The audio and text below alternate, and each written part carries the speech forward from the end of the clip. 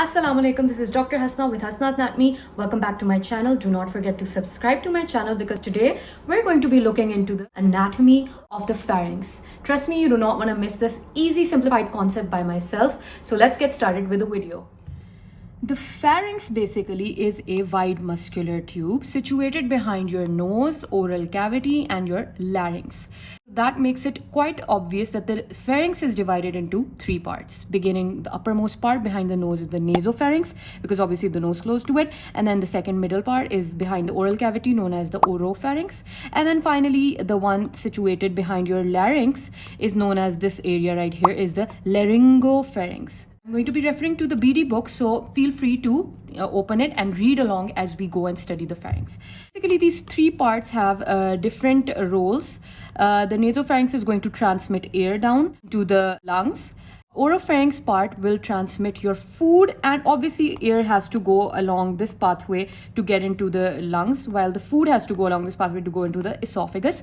And finally, the final place, the laryngopharynx, this area is only going to transmit food. Here is where the division comes to play. Your food is going to go down and descend into the esophagus, and the air is just going to go down in the trachea larynx area. So guys, it's quite obvious that the pharynx is continuous below as the esophagus at the C6 vertebra level. So the instant that your C6 vertebra will start or your cricoid cartilage will emerge its lower border, that is the moment the pharynx will become the esophagus. So remember these key features. Let's talk about the boundaries of the pharynx. So the pharynx is superiorly bound by the base of the skull. In the base of the skull, we have some part of the sphenoid bone and basio-occiput bone. Let's go inferiorly. Inferiorly, I just explained that it is continuous as the esophagus at the level of 6 vertebra, and then posteriorly is going to be lying freely over the prevertebral fascia.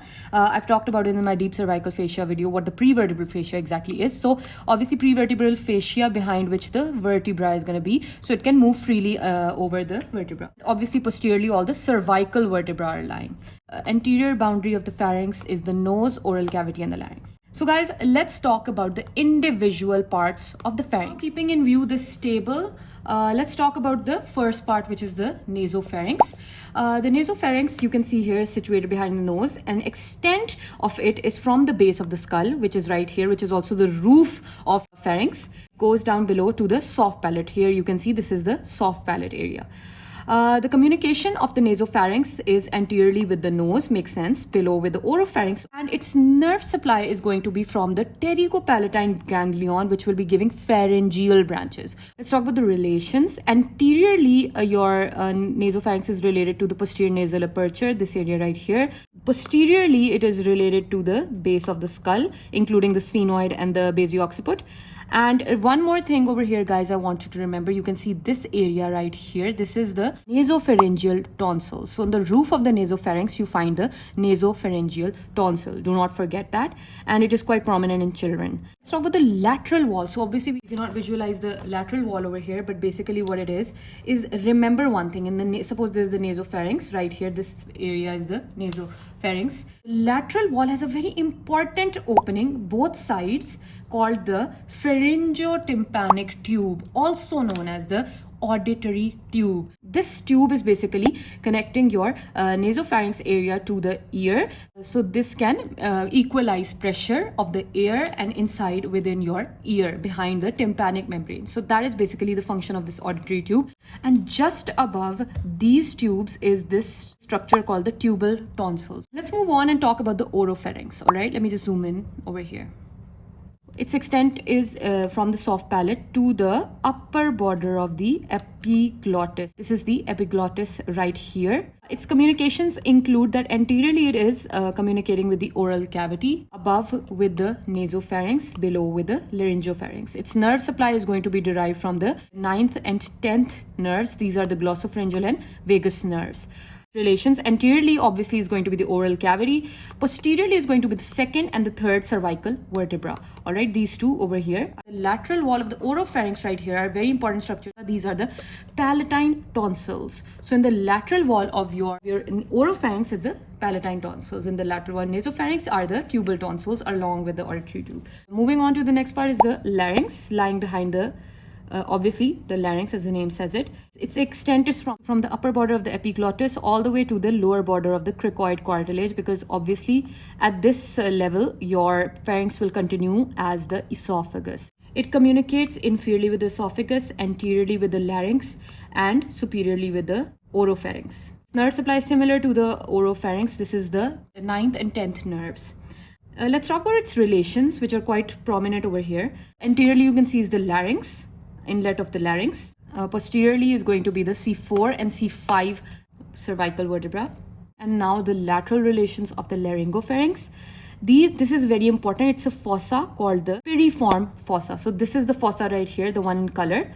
This medially it is bound by the aryepiglottic fold, and laterally this area is the thyroid cartilage. So the aryepiglottic fold lying on either side of your epiglottis. This is basically the epiglottis. The aryepiglottic fold and the thyroid cartilage, between them the space is known as the piriform fossa. So guys, you should know this fossa very well, because this fossa is known as the smuggler's fossa. This is an important exam question, because when someone has to take illegal substances from one country to other, they usually swallow them or take in the drugs, and they keep them in this fossa, and then they throw it up and take it out again. A very important structure lies within this fossa, known as the internal laryngeal nerve. All right, so basically the internal laryngeal nerve is lying beneath the mucosa of this fossa, the piriform fossa.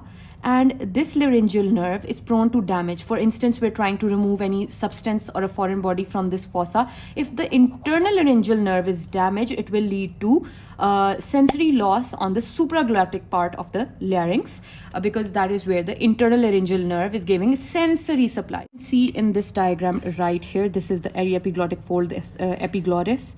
This is, you can see the thyroid cartilage, and this is the thyrohyoid membrane. This is the hyoid bone, obviously.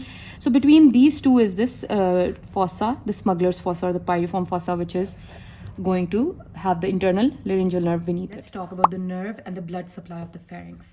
The nerve supply of the pharynx is basic. Remember this plexus, pharyngeal plexus, which is formed on the surface of the middle constrictor muscle. This plexus is going to consist of 3 different types of pharyngeal branches. First pharyngeal branch is coming from the vagus. The 10th nerve comes your branch of the glossopharyngeal nerve, the 9th nerve, and finally pharyngeal branches from the superior cervical sympathetic ganglion. All right, so the plexus is formed. Now let's talk about the various fibers that the pharynx is receiving. It's going to receive motor fibers. It needs obviously a sensory supply, and then it needs the taste fibers. It needs parasympathetic fibers, right? Let's talk about the motor first. Motor fibers, anywhere you see the word motor, means the supply to the muscles. So how is a supply to the muscle given? Derived mostly from the 11th nerve. This is the accessory nerves, cranial part. The 11th nerve is basically going to give motor fibers which travel within the branches of the vagus nerve and give motor supply to the muscles of the pharynx, except for the stylopharyngeus muscle. This stylopharyngeus is supplied by glossopharyngeal nerve. All others are supplied by 11th nerve through the vagus nerve. Another important point is that the inferior constrictor muscle is going to have extra supply from the external and recurrent laryngeal nerves. Next, we're talking about the sensory supply. The sensory supply of the pharynx is derived from the 9th cranial nerve and partly through your 10th cranial nerve. Makes sense? The taste fibers also travel within the vagus through its internal laryngeal branch that you can see right here. And finally, the parasympathetic fibers, if you remember, the pterygopalatine ganglion was responsible for giving your secretomotor fibers to the pharynx, and therefore they are derived from that lesser palatine branches of that pterygopalatine ganglion. And then the blood supply is basically all the ascending pharyngeal, ascending palatine, tonsillar branches, some dorsal lingual branches, because behind posterior to the tongue is where the pharynx is, the greater palatine, pharyngeal, and pterygoid branches of the maxillary artery. The veins are basically going to form a plexus between the buccopharyngeal fascia and the muscular cord, and they all will drain into the internal jugular and facial veins. I really hope you understood the concept of anatomy of the pharynx today. Tune into part 2 where I talk about the structure and the muscles of the pharynx, and trust me, you do not want to miss it. Guys, do not forget to subscribe to my channel. Until then, thank you so much for watching.